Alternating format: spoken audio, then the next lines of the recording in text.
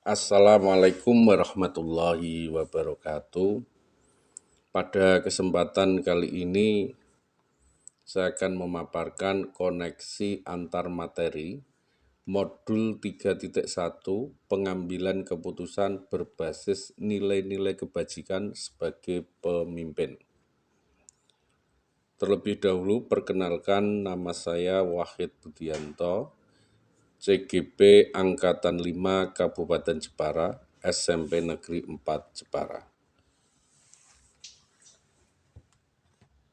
Kita telah mengenal dengan semboyan dari Ki Hajar Dewantara, yaitu ing ngarsa sung tulodo, ing madya mangunkarsa, tutwuri handayani. Ing ngarsa sung tulodo diartikan jika kita berada di depan, maka kita mampu menjadi teladan. Untuk menjadi teladan, seorang guru itu harus berdamai dengan dirinya dahulu. Seorang guru harus mampu menampilkan dirinya sebagai seseorang yang mempunyai nilai-nilai universal yang patut dijadikan teladan oleh lingkungannya. Ing madya mangunkarsa diartikan jika kita berada di tengah, kita mampu memberikan semangat. Dalam hal ini, peran guru sangat penting karena di sekolah, guru merupakan pengganti orang tua. Seorang guru dapat menggali kebutuhan belajar seorang siswa. Salah satu kebutuhan belajar tersebut adalah keterampilan mengambil keputusan, sehingga siswa dapat mengembangkan segala potensi yang ada pada diri siswa tersebut. Sedangkan tutwuri handayani dapat diartikan jika di belakang kita bisa memberi dorongan atau motivasi. Disinilah seorang guru dapat menerapkan peran sebagai coach untuk dapat mengembangkan segala potensi yang dimiliki siswa. Selama menjadi guru, saya menjalankan fungsi sebagai pengajar, di mana saya beranggapan bahwa tugas saya adalah menyampaikan ilmu. Namun dengan mempelajari materi ini, ternyata seorang guru juga dituntut menjadi seorang pendidik. Pendidik merupakan seseorang yang dapat menuntun siswa untuk mengembangkan segala potensi yang ada pada diri siswa.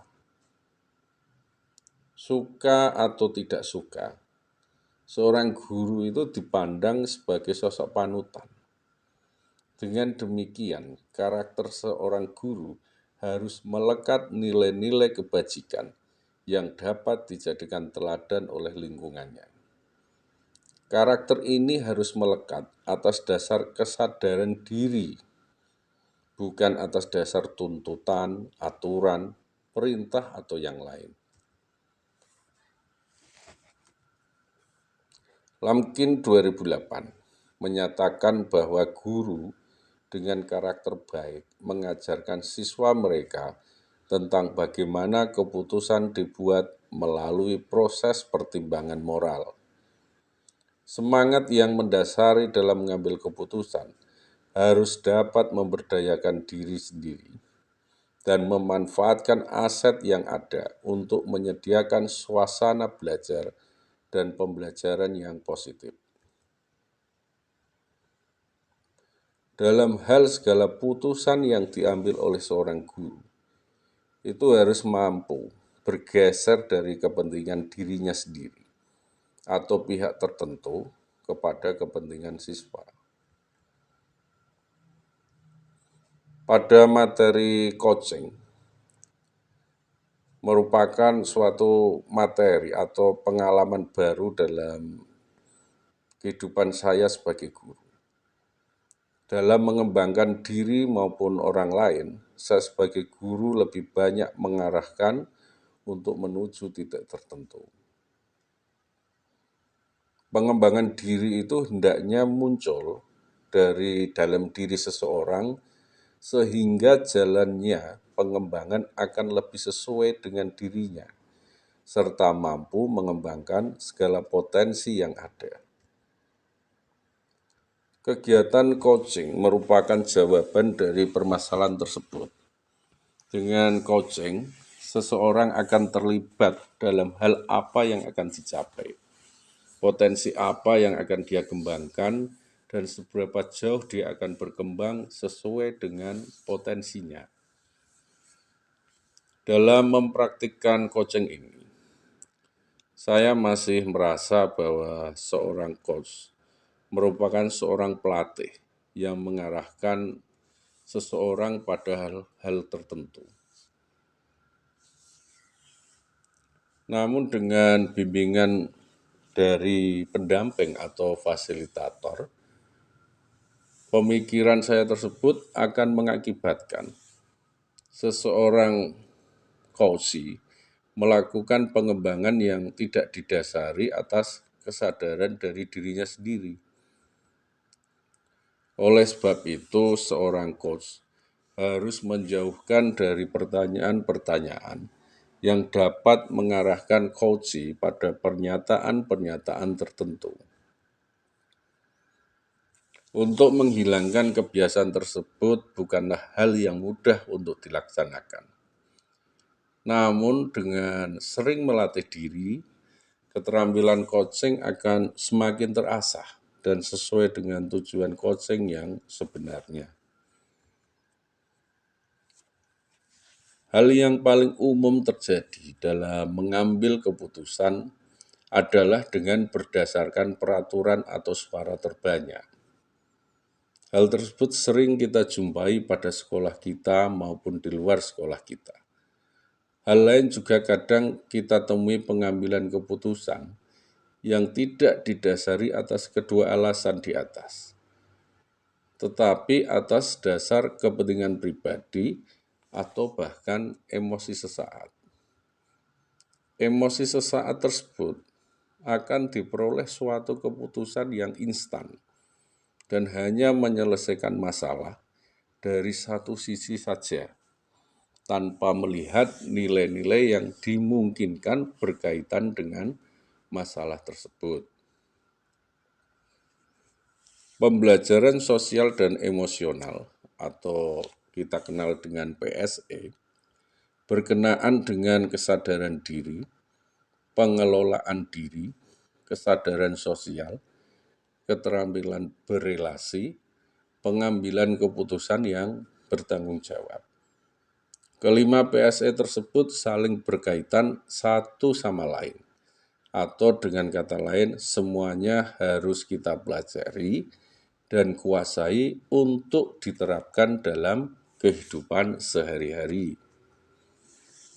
Namun demikian, PSE berkenaan dengan pengambilan keputusan yang bertanggung jawab merupakan kompetensi utama yang mendasari dalam pengambilan keputusan.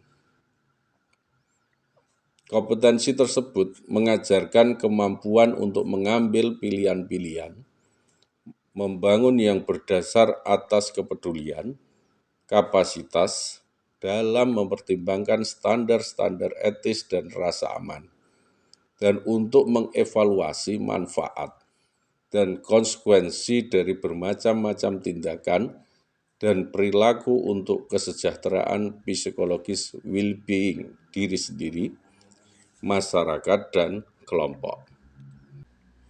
Dengan demikian, keputusan yang kita ambil itu sudah melalui suatu proses pengujian, serta dapat dipertanggungjawabkan berdasarkan nilai-nilai yang ada.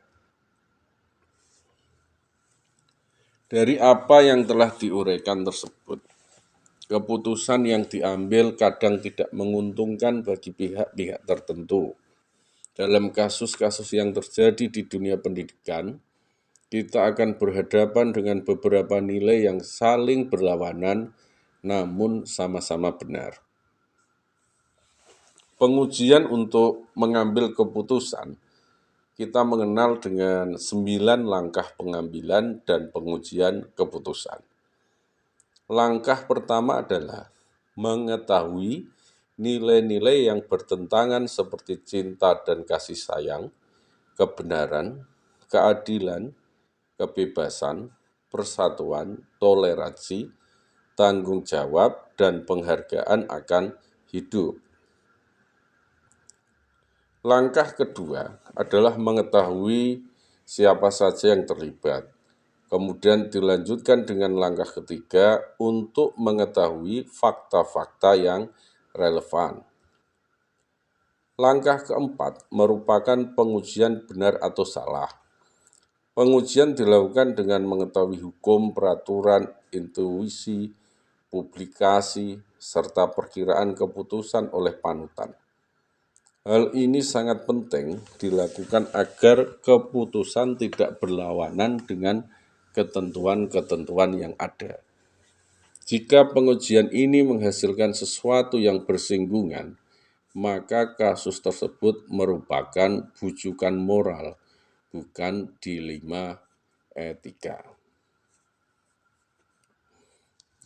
Jika pengujian pada langkah tersebut tidak bertentangan, maka dapat dilanjutkan dengan langkah kelima, yaitu mengetahui paradigma yang muncul. Secara umum, paradigma yang sering terjadi adalah individu lawan kelompok, rasa keadilan lawan rasa kasihan, kebenaran lawan kesetiaan, jangka pendek lawan jangka panjang.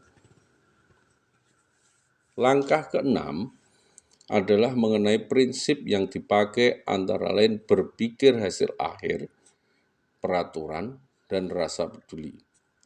Sedangkan langkah ketujuh merupakan investigasi, opsi trilema, yaitu memungkinkan adanya opsi lain yang lebih kreatif sebagai keputusan yang dapat memaksimalkan keputusan yang diambil.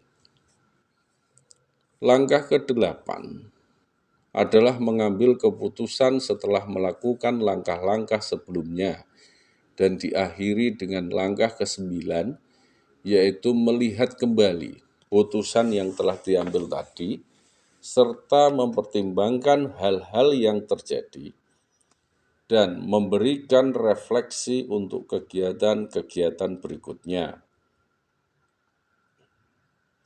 Dari apa yang telah dipaparkan tersebut, apapun keputusan yang diambil pada institusi pendidikan harus sebuah keputusan yang berpihak pada siswa. Dengan melakukan 9 langkah pengambilan dan pengujian keputusan, harus dilandasi dengan kepentingan-kepentingan yang melekat pada sekolah tersebut. Seorang pemimpin harus mampu memunculkan ide-ide kreatif dalam memunculkan alternatif-alternatif keputusan yang paling baik. Selain itu, pengambilan keputusan hendaknya melibatkan semua warga sekolah, sehingga keputusan yang diambil merupakan keputusan bersama sebagai milik dan tanggung jawab bersama atas hal-hal yang ditimbulkan dari keputusan tersebut. Dari semua landasan pengambilan keputusan tersebut juga harus bermuara kepada kepentingan siswa, bukan kepentingan pribadi atau kelompok tertentu. Dengan demikian, keputusan akan berdampak pada lingkungan yang positif, kondusif, aman, dan nyaman. Dalam pengambilan keputusan di lingkungan sekolah, saya biasanya diambil berdasarkan musyawarah. Perlu kita ketahui bahwa tidak semua orang berpikir bahwa semua kegiatan sekolah itu harus bermuara pada pemenuhan kebutuhan siswa. Dengan demikian, keputusan yang diambil berdasarkan suara terbanyak belum tentu merupakan keputusan yang berpihak pada siswa. Paradigma yang muncul merupakan individu lawan kelompok.